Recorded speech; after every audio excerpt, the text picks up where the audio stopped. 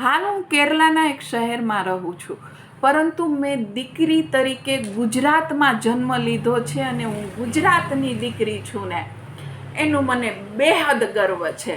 શા માટે? હું તમને એક કેરલાની અમુક પ્રથાથી વાકેફ કરાવવા માંગુ છું કે જે તમને જાણીને પણ બહુ નવાઈ લાગશે.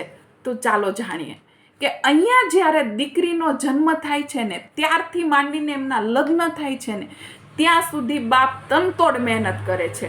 ખબર છે કેમ? કેમ કે લગ્ન જ્યારે દીકરીના થાય છે ને ત્યારે દહેજ સ્વરૂપે આ લોકો મકાન, જમીન, ગાડી, બંગલોઝ અને ઘરની હરેક સામગ્રીઓ આપતા હોય છે. માત્ર દીકરીને ત્યાં જઈને ઘર ચાલુ કરવાનું જ હોય છે કે જે એના પિતાએ બધું જ પરોસી દીધું હોય છે. તમે વિચાર કરો કે જ્યાં 75% સાક્ષરતા છે એવા રાજ્યમાં હજુ પણ આ પ્રથા ચાલી રહી છે.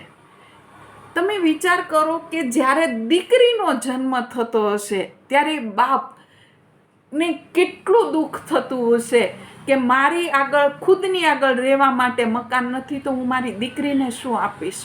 અને એ બાપ તનતોડ મહેનત કરવા લાગે છે, પોતે ખુદ પણ ખાતો નથી અને દીકરી માટે ભેગું કરે છે. અને દીકરીને કેટલું દુઃખ થતું હશે કે કાશ હું એક દીકરા તરીકે જન્મ લીધો હોત તો મારા પિતાને આટલી મેં દર્દ કે આટલું વ્યથા ન આપી હોત. સાચું કહ્યું ને? એટલે જ મને આજે ગર્વ થાય છે કે હું એક દીકરી તરીકે ગુજરાતમાં જન્મી છું.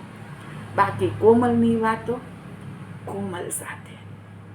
વિડીયો ગમ્યો હોય તો કોમેન્ટ જરૂર કરજો. ધન્યવાદ.